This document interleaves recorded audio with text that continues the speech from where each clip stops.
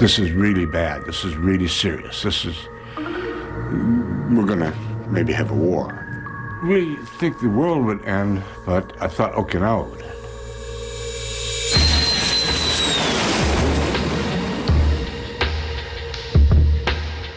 As the Cold War between the East and the West intensified, the island of Okinawa was transformed into a nuclear fortress. Up to 1,300 nuclear weapons were deployed there.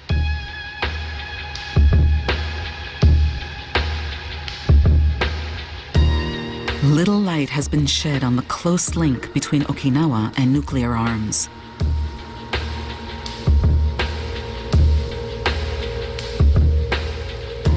Confidential documents and new testimony have now laid bare the true facts.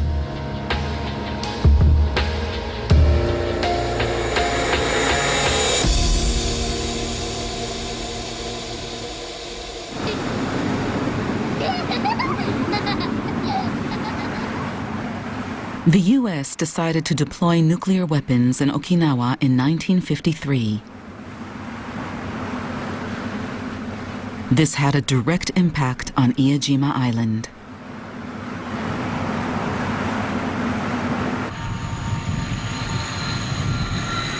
That year, the U.S. suddenly decided to expand a military base it set up there after the war.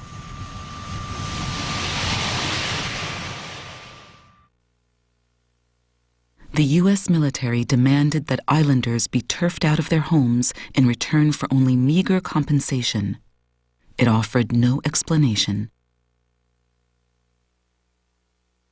Those who refused had their homes bulldozed and their fields burned with gasoline by the military.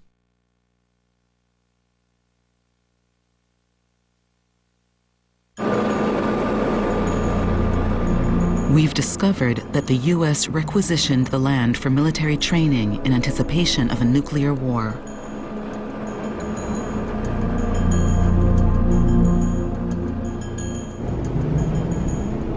Maxwell Air Force Base in the U.S. state of Alabama.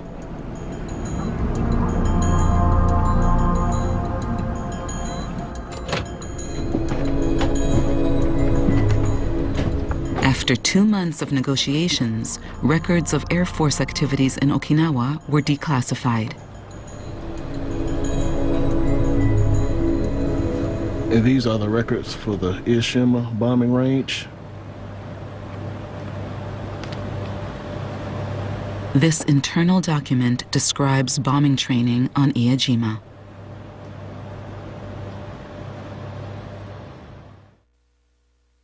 We selected Iijima as a new bombing range.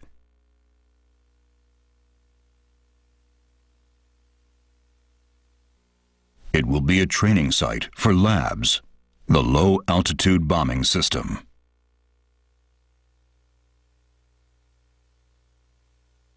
This small weapon, The U.S. Air Force produced this footage for its members. Labs was a state-of-the-art method for dropping nuclear bombs.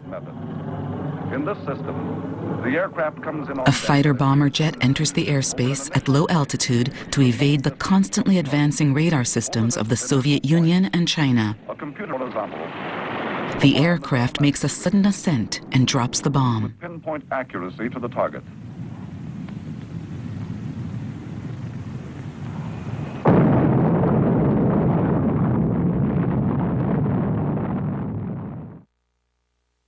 The U.S. military took this aerial photo of Iijima.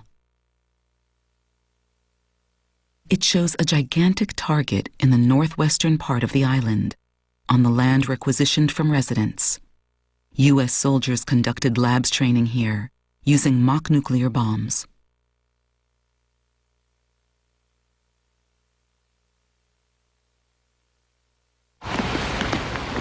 We located a former soldier who took part in several training exercises on Iijima. Hello.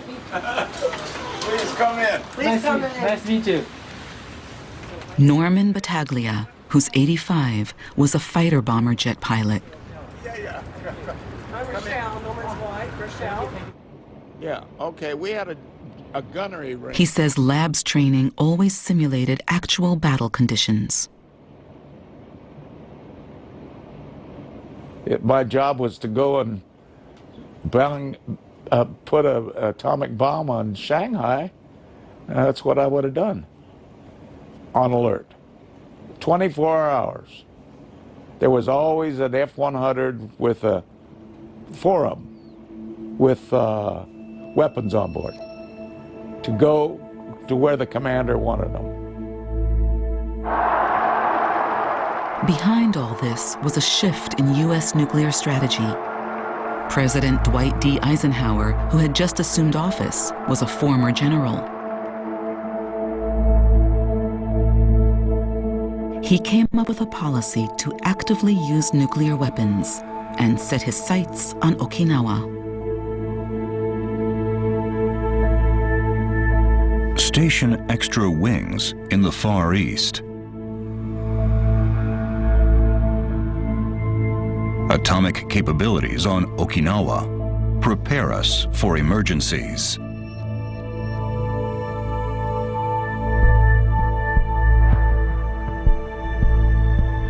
The U.S. and the Soviet Union were in fierce competition to develop nuclear weapons.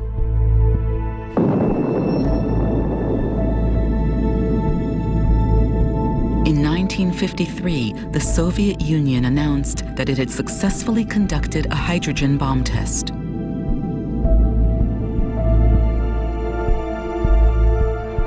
Confrontation was heating up between the U.S. and communist nations in the Far East.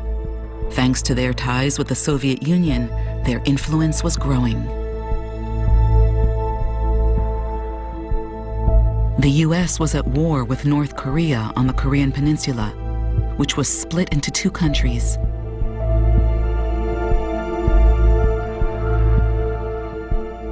Tensions also remained high with China's Communist Party, which was strengthening its grip on Taiwan. Okinawa's proximity to the Korean Peninsula and Taiwan made it an ideal foothold for U.S. nuclear strategy.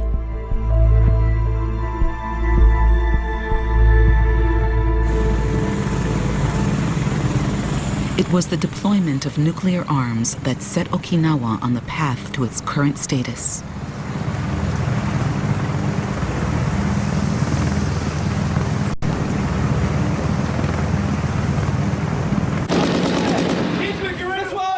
U.S. Marine Corps units were transferred to Okinawa at the end of the 1950s. Their tasks included landing operations. Today, the Marines occupy about 70% of the U.S. bases in Okinawa.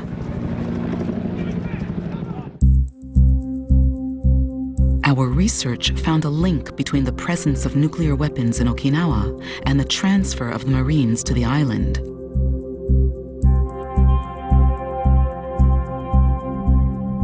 A Marine commander spelled out a new strategy in a previously unpublished internal document.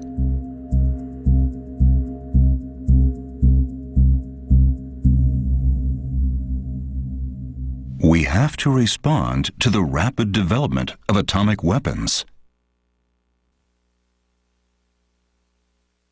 Our tactics are employment of and defense against nuclear weapons.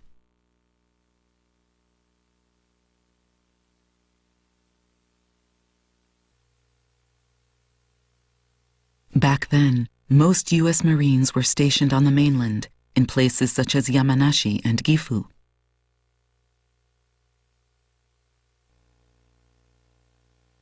The U.S. Marine Corps planned to deploy a nuclear rocket called Honest John on the Japanese mainland.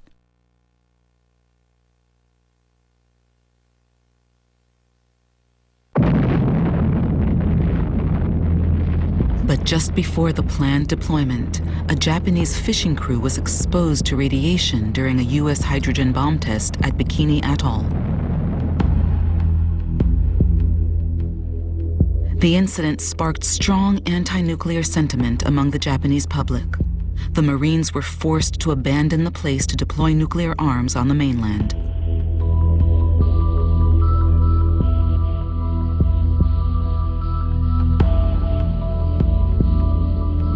They set their sights on Okinawa, which was under U.S. administration. U.S. Marines set up new bases on the northern part of Okinawa's main island at the end of the 1950s.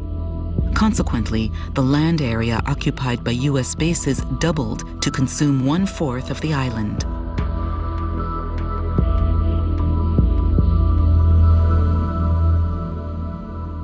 We discovered this footage, which includes the words Honest John and Okinawa.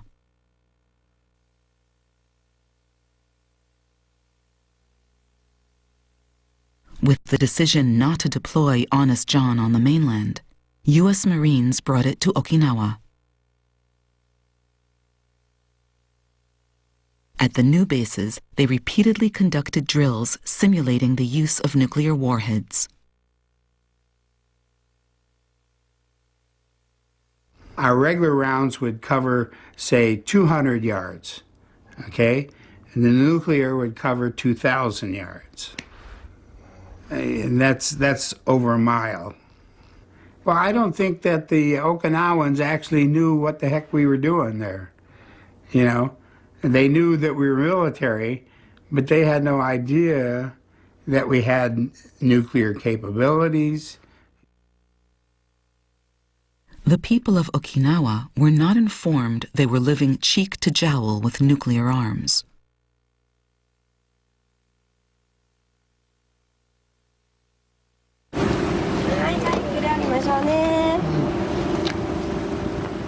Seisho Chibana is 98 years old. He represented Okinawa's self-government in negotiations with the U.S. on its bases around the time when the Marines arrived.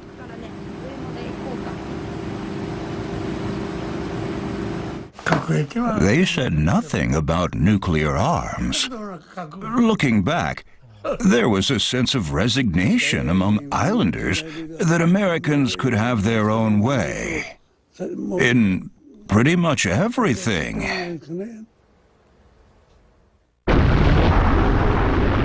As the nuclear arms race between the U.S. and the Soviet Union heated up, the Soviets beat the U.S. in the race to obtain intercontinental ballistic missile technology.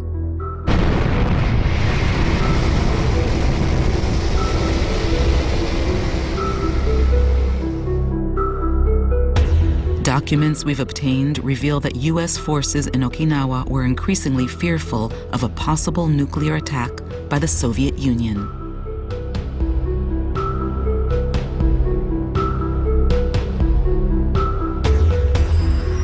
Okinawa contained the greatest concentration of atomic weapons in the Far East. Soviet Badgers might reach Okinawa with 10 megaton weapons.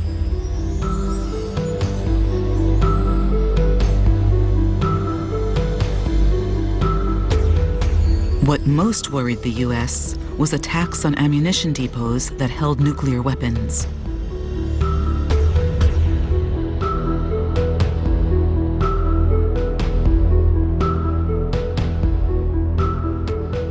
Kadena, the largest ordnance site, occupies about 25 square kilometers.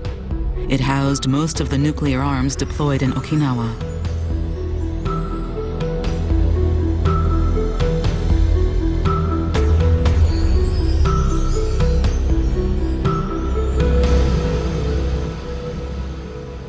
To protect it, the U.S. deployed a new nuclear weapon, the Nike Hercules, a nuclear missile designed to shoot down incoming enemy jets.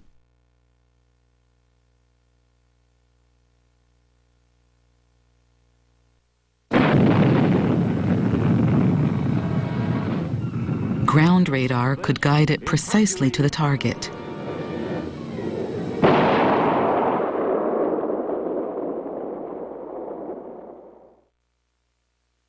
The missiles were installed at 8 locations surrounding ammunition sites such as Kadena.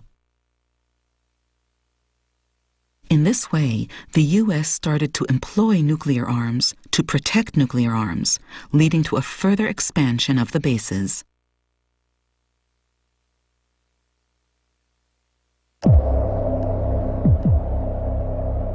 Just after its deployment to Okinawa, one Nike Hercules was responsible for an accident that could have ended in a major disaster. The details have emerged for the first time.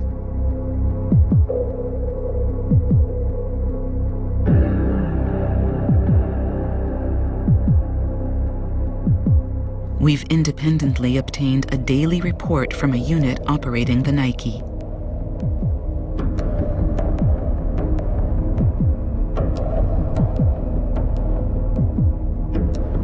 One death. The cause was ignition of a Nike.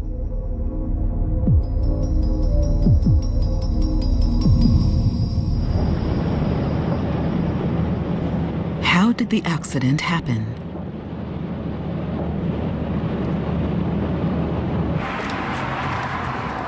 After 3 months of research, we located a former soldier who belonged to the unit operating the Nike involved in the accident.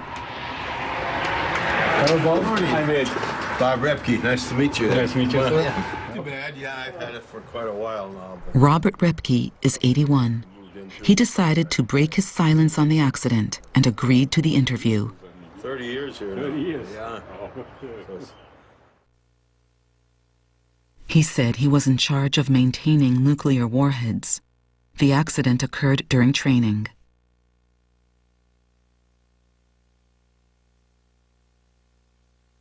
And then, of course, all I hear was a hell of a big roar and whatever, and looked back and I could see, you know, missiles had landed out into the ocean area out there.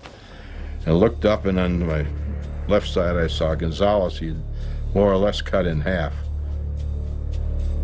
Yeah. We've reenacted the accident based on Repke's account. This guy's name is Fritz.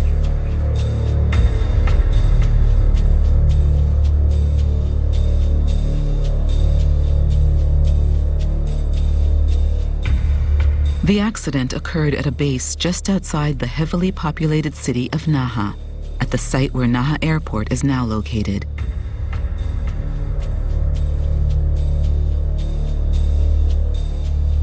During training to prepare for a launch, an operational error by one soldier caused the sudden ignition of the booster.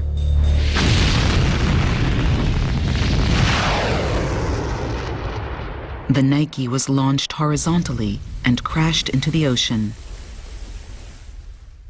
The missile that had the accident had the nuclear warhead.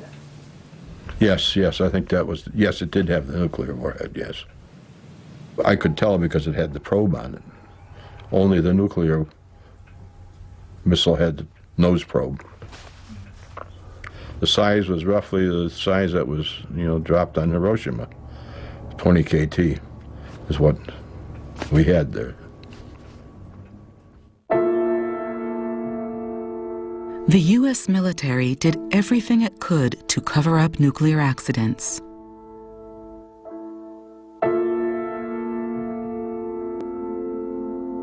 We've obtained an internal military document. The nuclear accident could end up putting the United States in an embarrassing international position. Access to all information shall be on a strict need-to-know basis.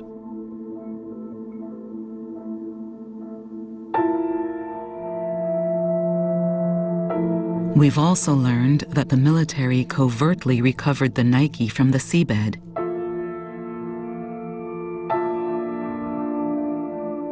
The military never revealed that the accident involved a nuclear warhead.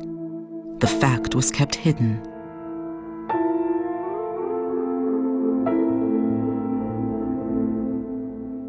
We were only told that, you know, that all this was still highly classified and that we shouldn't say anything to anybody. So, I mean, we knew it was nuclear. We knew why. Yeah. And that 20 KT probably would have wiped out most of Naha, you know, from where we were situated. And that's terrifying when you think about it. If I was an Okinawan citizen, I would feel, too, that, you know, why weren't we told some of these things, and, you know, that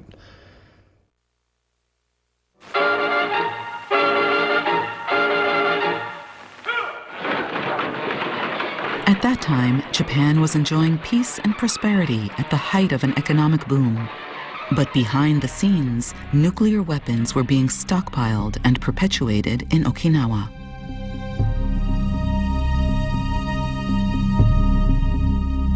This arrangement became decisive in 1960, when the two nations signed a bilateral security treaty.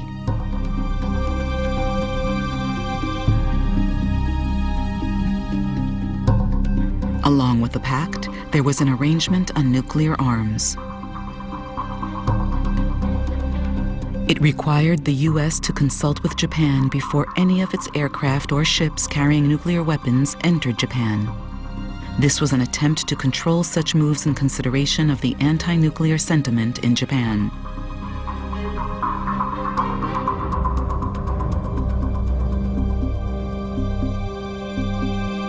But Japanese Prime Minister Nobusuke Kishi deemed that U.S. nuclear weapons were indispensable to Japan's security.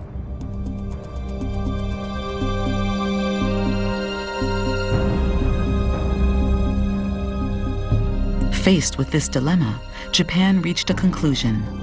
An internal document from that time is filed at the Ministry of Foreign Affairs.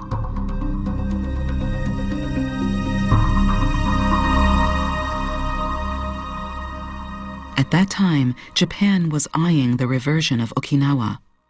Even so, it excluded the territory from the scope of the prior consultation system for curbing inbound nuclear weapons.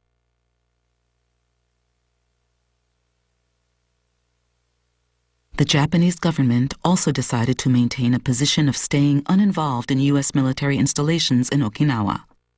This meant they gave the U.S. tacit permission to deploy nuclear weapons there.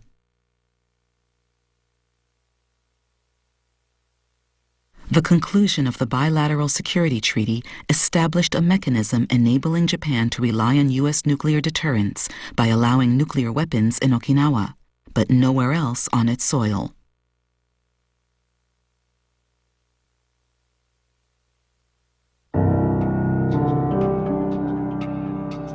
We also came across a tragic incident involving a resident amid the nuclear stockpiling in Okinawa.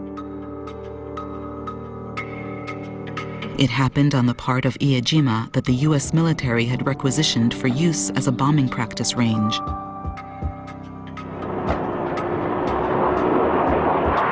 Around that time, exercises for the low-altitude bombing system, or LABs, increased in frequency. This is a newly discovered photo of the island at that time, showing a fighter bomber jet skimming a village.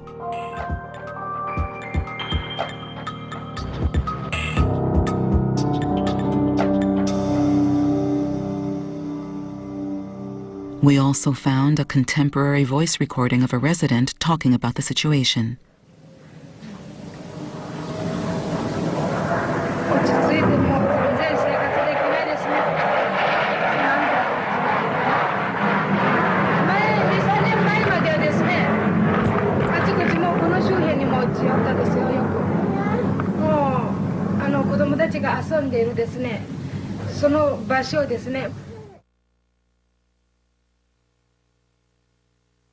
Dummy nuclear bombs fell right near private houses. Yet the residents had no idea what the training was for.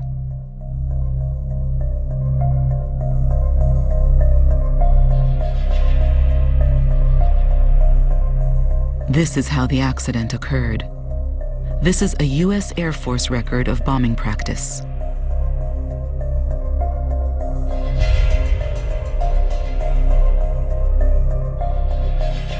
An Iejima resident died.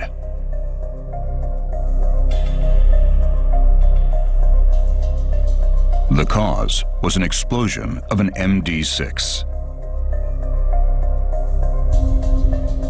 The MD-6 was a mock hydrogen bomb used in practice.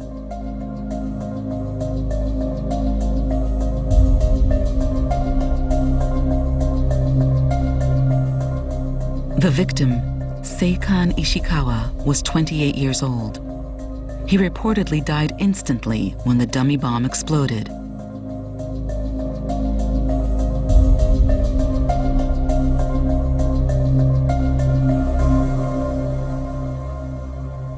His widow, Tsuneko, was left with a daughter of just 9 months old. She wrote a letter to the U.S. military in the wake of the accident.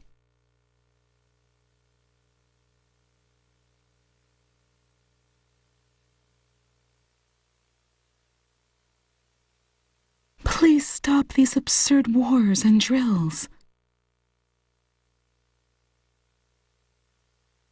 How can you expect me to survive with a 9-month-old baby?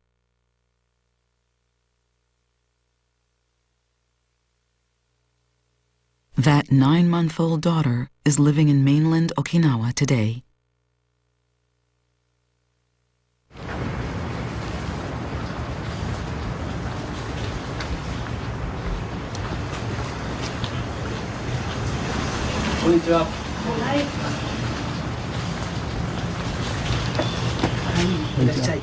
This is Kyoko Yogi.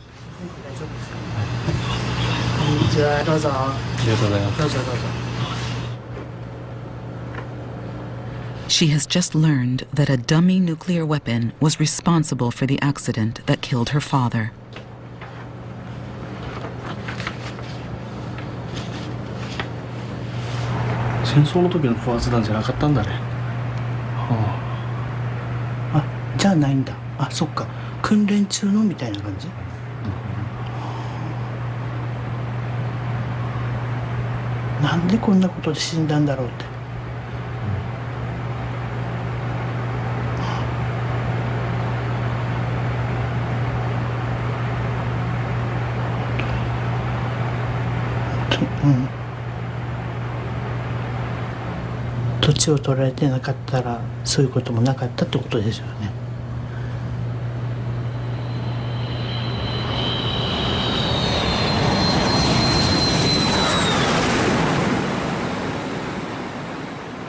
During the 1960s, the U.S. deployed even more powerful nuclear weapons in Okinawa.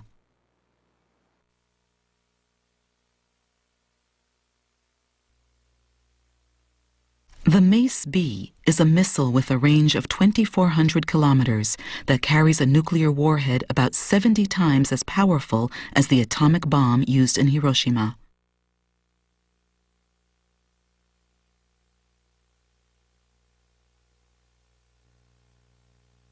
The U.S. military covered up the missile's nuclear status when it announced a plan to deploy it and began to build bases.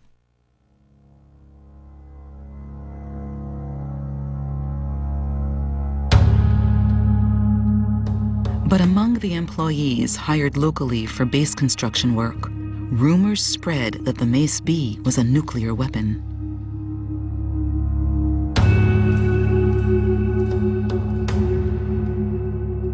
Eventually, based on research they did in the U.S., local newspapers started to report this information about the missile.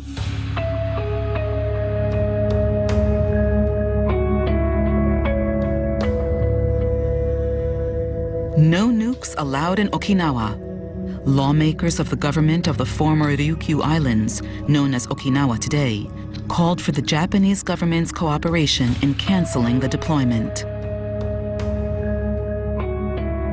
How were the appeals from Okinawans received in Tokyo?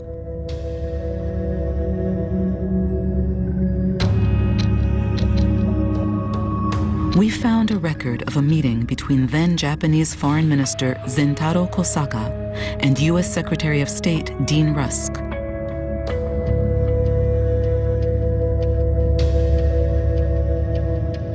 What was worrying Kosaka turned out to be the public backlash in Okinawa.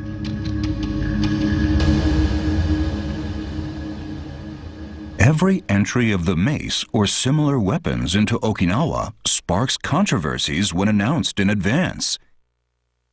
Can you not make such prior notice? The U.S. side countered.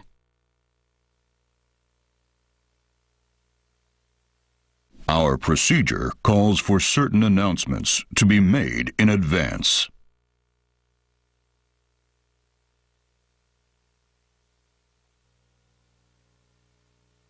If the revelation comes after the fact, controversy is less likely because people feel it's too late to say anything. Advance notice would result in the Japanese government being accused of not blocking the move.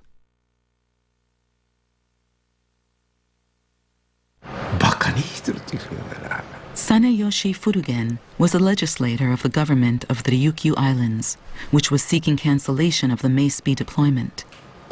He has just learned how Tokyo was dealing with the situation at that time. 事前に発表されると、なぜ止めないかといって日本政府が責められる結果となってて、怒りが湧いてくるねこれ。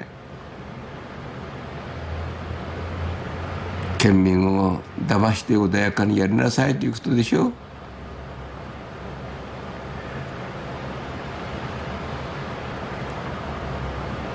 唯一の被爆国の外務大臣か。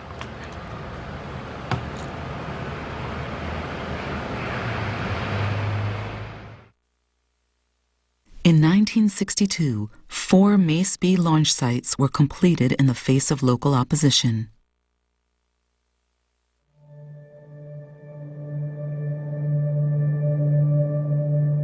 The U.S. was now ready to attack its enemies with nuclear missiles launched from Okinawa.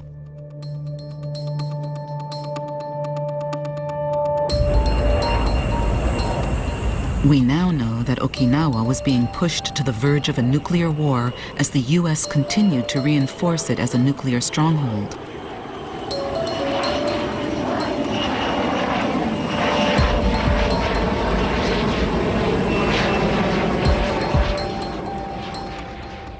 That a series of offensive missile sites is now in preparation on that imprisoned island.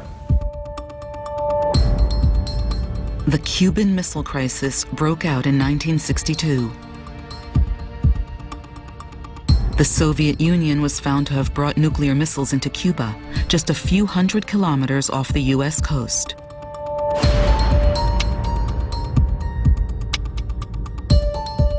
The standoff between the two superpowers grew volatile.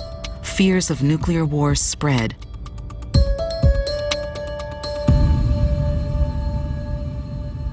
Tension engulfed the Mace-B launch sites in Okinawa.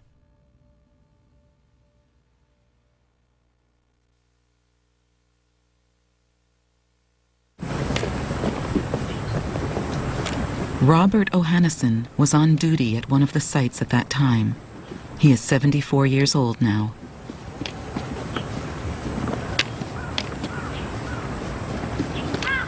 Amazing. Oh, so different. He visited the site for the first time in half a century. This was a place of war, and now I see it as a place of peace. Just very moving, touching. Like something you would expect when you went into a military facility. This is the first TV footage of the interior. This here would be the stairway that went up to 2 bays. And then ahead of us here is the Launch Control Center. Ohannesson says he was on duty in the Launch Control Center at the time of the Cuban Missile Crisis. We've obtained declassified photos of the inside of the room.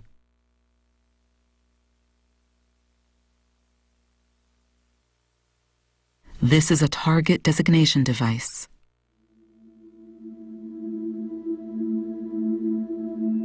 The display reads, "Top secret." Only a handful of soldiers involved in launching missiles knew where the missiles were aimed.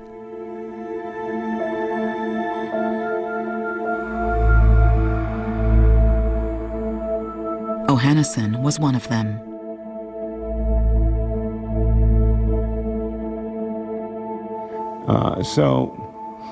Most of our targets were in China.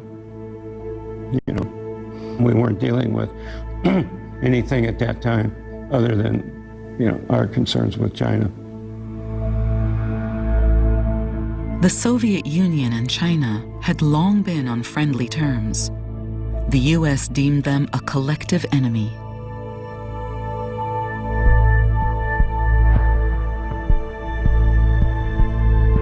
Washington was planning to pound China from Okinawa at the same time as launching an attack on the Soviet Union. The nuclear arms in Okinawa could have triggered an all-out war.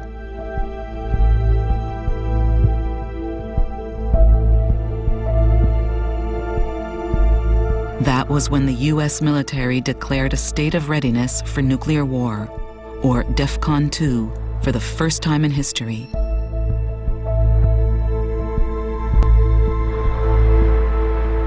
At that point, it became serious, and we put all our missiles into a pre-launch condition. We didn't really do anything. We couldn't go any farther because the next step, you know, from a DEFCON 2 to DEFCON 1 would have, you know, launched our missiles.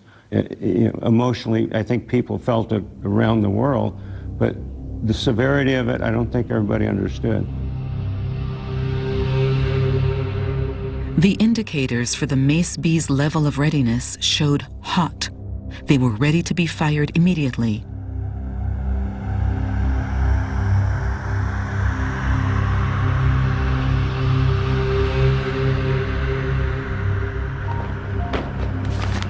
Emergency orders were issued to other units in Okinawa.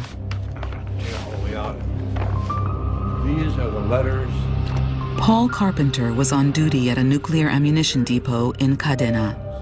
He still hangs on to the command letters from that time. This says there were 3. I remember that there was only one other guy. Top secret, and then Kunsan Air Base.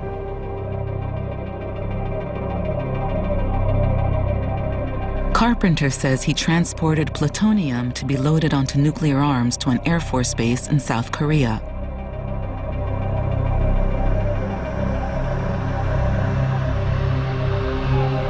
It seems Okinawa was an emergency supply base for nuclear arms for mainland Japan and South Korea.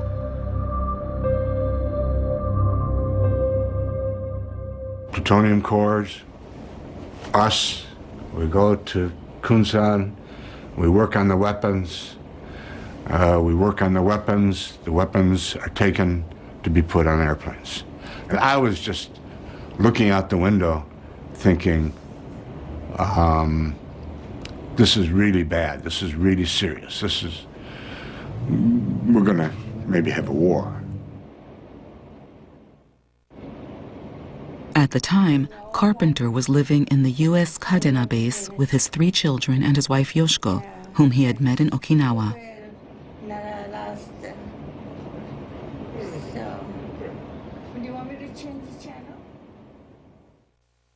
He reveals the anguish he felt doing his job without the freedom to tell his family of the looming crisis.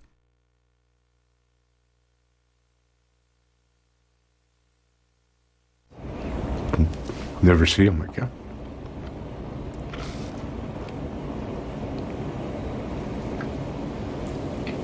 You mean that the world will end? I didn't really think the world would end, but I thought Okinawa would end.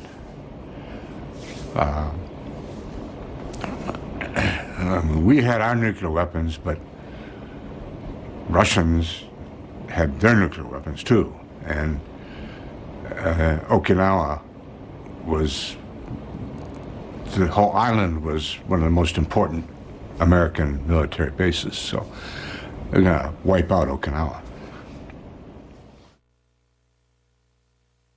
The crisis of a nuclear war was averted at the last minute. But Okinawa at that time was definitely on the verge of annihilation.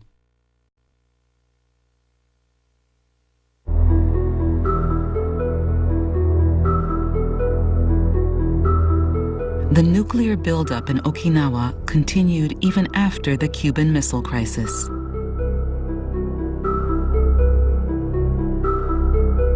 The number of nuclear arms there peaked in 1967 at about 1,300.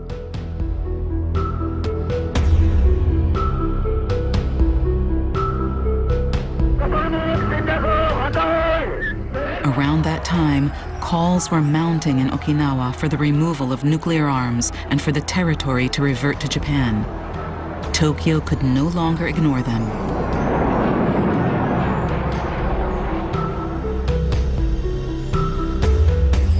In 1969, Japanese Prime Minister Eisaku Sato and U.S. President Richard Nixon agreed on the return of Okinawa.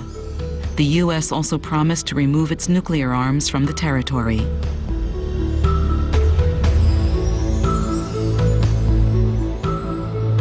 This footage shows the U.S. military removing Mace B missiles 1 month later. It was a public demonstration of the denuclearization of Okinawa, which had been sought by the locals. As it turned out, however, Sato and Nixon arrived at the so-called secret nuclear deal in exchange for Okinawa's reversion.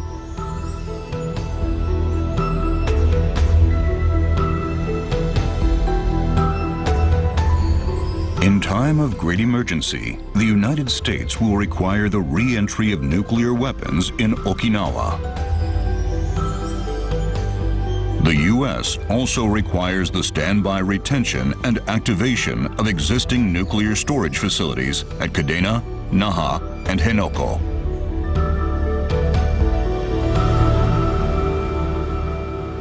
We interviewed an official who was closely involved in the secret deal. Melvin Laird was the U.S. Secretary of Defense at that time.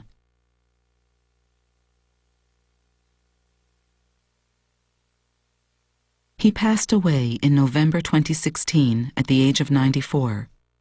Just 2 months earlier, Mr. Laird answered our questions over the phone.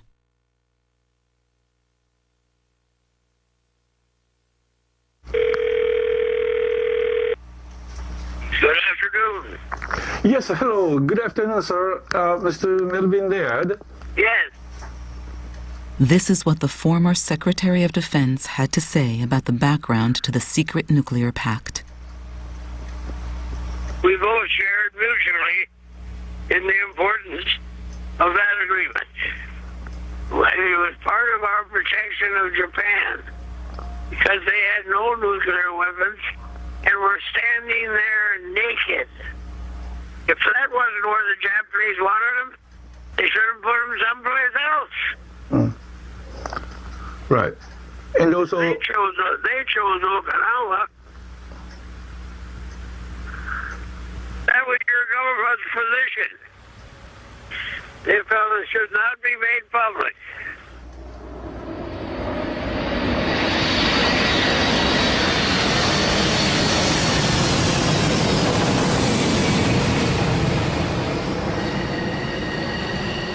"45 years after its reversion to Japanese rule, Okinawa still hosts 70% of the U.S. military installations in Japan.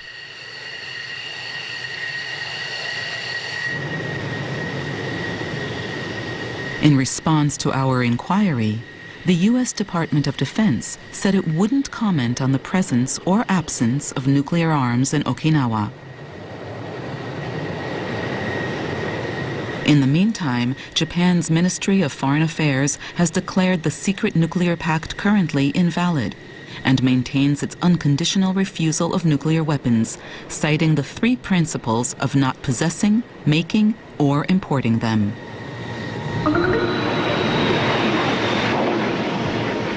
The Kadena ammunition storage area was home to the bulk of the nuclear arms in Okinawa before its reversion to Japan.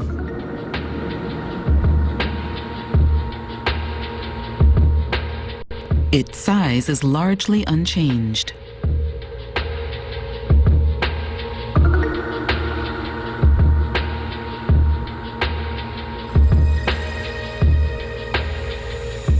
Okinawa was once turned into an island of nukes by the calculations of Japan and the U.S. The U.S. bases there still survive in the name of deterrence, continuing to place a heavy burden on local communities even today. That reality remains unchanged.